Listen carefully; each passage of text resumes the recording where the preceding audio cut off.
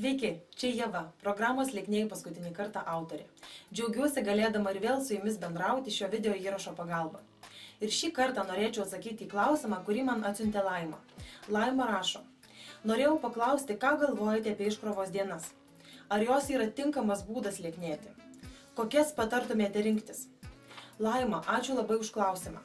Iš tiesų, iškrovos dienos galėtų būti labai geras pagalbininkas lieknėjant, kadangi per jas mes valgom labai ribotą kiekį maisto ir tokiu būdu tai mums padėtų sukurti kalorijų deficitą, kuris yra labai svarbus, norint sėkmingai lieknėti. Tačiau, prieš apsispręsdami, ar jums tinka iškrovos dienos, turėtumėte atkreipti dėmesį į 3 paprastus dalykus. Pirmas. Tai yra, stebėkit, kaip jūs jaučiatės ir elgiatės artėjant tai būsimai iškrovai.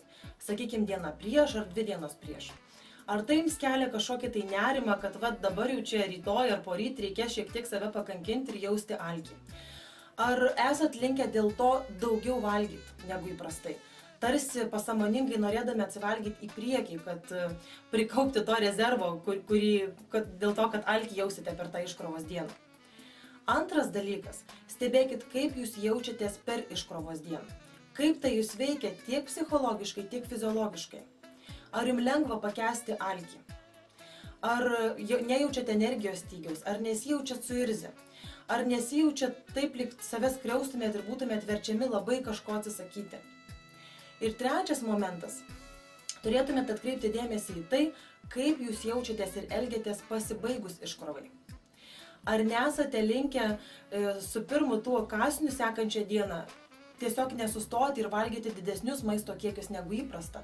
Vėlgi, tarsi norint atsigriebti už tą dieną, kai vertėm save šiek tiek daugiau jausti alkio.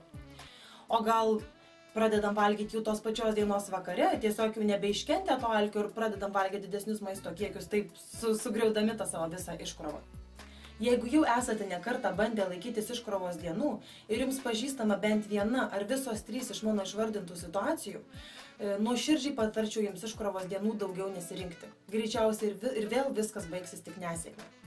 Aš pati, kai ieškojau savo tinkamo lieknėjimo būdo, daugybę kartų bandžiau iškrovas. Ir viskas baigdavosi tuo, kad taip, kaip aš ir pasakojau anksčiau. Arba aš pradėdavau tarsi į priekį atsivalgyti artėjant iškrovai. Arba kartais net tą pačią dieną vakare, iškrovos dienos vakare jau puldavau prie maisto ir pradėdavau valgyti didesnius kiekius iškankinta per visą dieną alkio. Arba daugiau valgydavau kitą dieną. Ir tai nebūtų pats blogiausias dalykas, daug blogesnis dalykas yra ta emocinė savijauta, kad tu ir vėl eilinį kartą neišsilaikai sau duoto pažado, kad ir vėl viską sugadinai, kad ir vėl tos visos pastangos ir galų gale tas kankinimasis tos, kad ir vienos dienos, kai esi priverstas jausti alkį, nuėjo šunį ant uodegos. Tačiau, jeigu jūs niekada nesate laikęsi iškrovos dienų, būtinai pabandykit ir žiūrėkit, kaip jos jūs veikia. Jeigu jums bus būdingas bent vienas iš mano išvardintų šių 3 elgesio modelių, galbūt šis lieknėjimo įrankis nėra vis dėlto jums tinkamas. Tačiau, jeigu jūs pateksite tarp mažumos tų, kurie labai lengvai pakelia iškrovos dieną, visiškai jos neišmuša jūsų iš vėžių ir jūs toliau grįžtat prie savo saikingos mitybos, sėkmingai naudokit šį lieknėjimo būdą. Tik prisiminkit, kad patariama naudoti nedaugiau kaip 2 iškrovos dienas per savaitę. Laima, labai tikiuosi, kad atsakiau į jūsų klausimą. Taip pat tikiuosi, kad ir kitiems ši informacija buvo naudinga. Jeigu taip, spauskit patinka ir dalinkitės nuorodą su draugais. Taip pat nepamirškite pasidalinti savo nuomonę komentaruose apie tai, kokia jūsų patirtis laikantis iškrovų.